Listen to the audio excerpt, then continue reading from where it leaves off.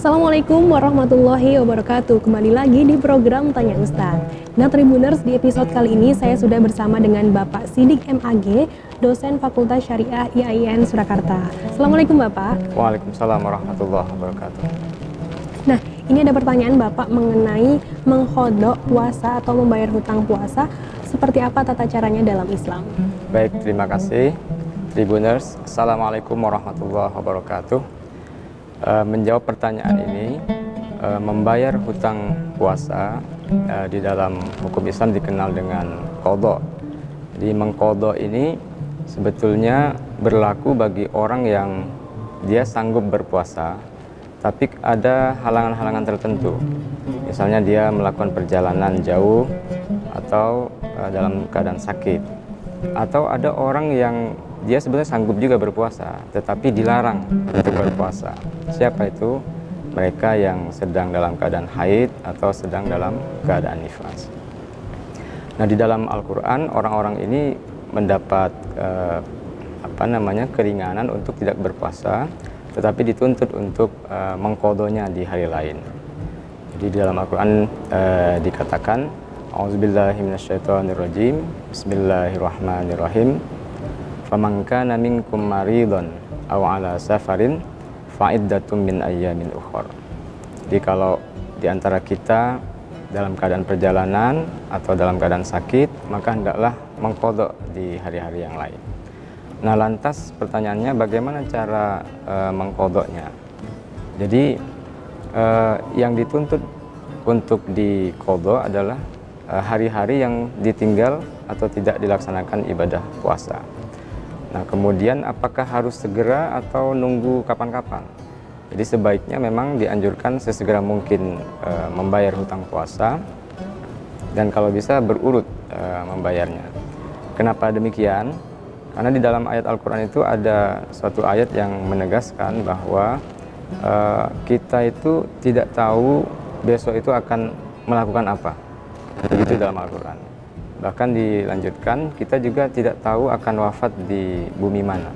Artinya karena ajal kita tidak pasti kapan, di mana, sementara membayar hutang puasa adalah sesuatu yang wajib, maka sebaiknya menyegerakan melaksanakan yang diwajibkan ini. Nah, kemudian berurutan, jadi tidak secara nyicil gitu.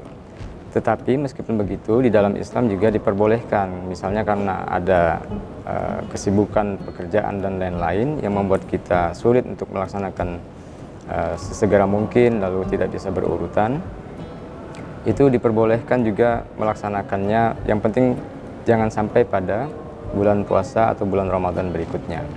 Karena di dalam riwayat itu Siti Aisyah mengatakan bahwa beliau tidak sempat mengqadha puasanya, dan baru sempat mengqadhanya itu setelah bulan Sya'ban.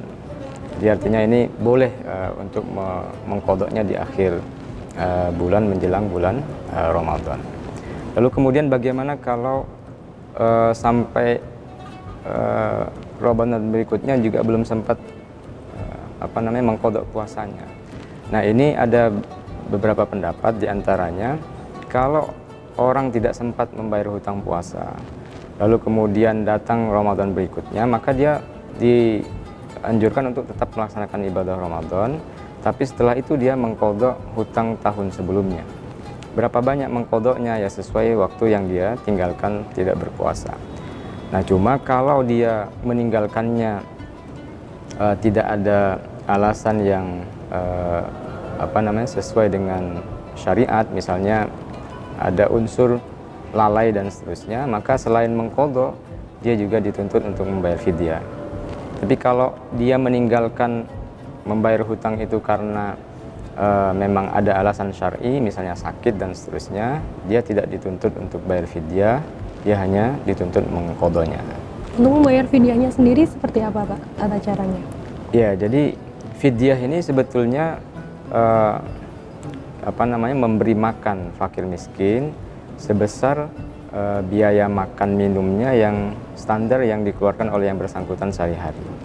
Nah, lebih jauh sebetulnya fidyah ini berlaku untuk orang yang tidak sanggup berpuasa sebetulnya. Wa 'alal ladzina yutiqunahu fidyatun ta'amu miskin. Siapa itu orang yang dianggap tidak sanggup berpuasa?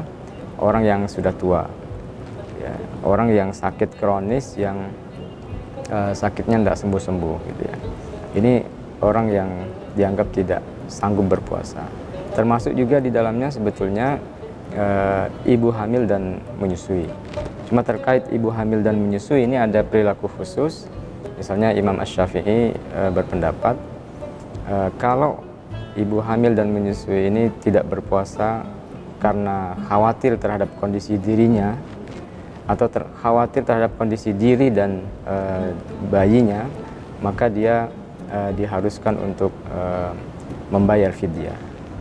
Tetapi kalau orang hamil atau menyusui ini tidak berpuasa karena khawatir semata-mata mudarat atau kesulitan yang bakal muncul terhadap bayinya atau janinnya, maka si ibu ini harus membayar fidyah iya dan mengqadhanya juga iya. Di fidyah itu intinya memberi makan fakir miskin senilai biaya makan minumnya yang standar sehari-hari dikalikan dengan jumlah hari yang dia tidak melaksanakan ibadah puasa.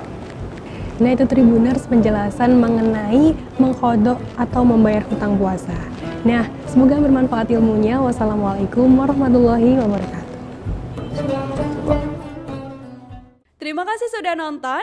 Jangan lupa like, subscribe, dan share ya.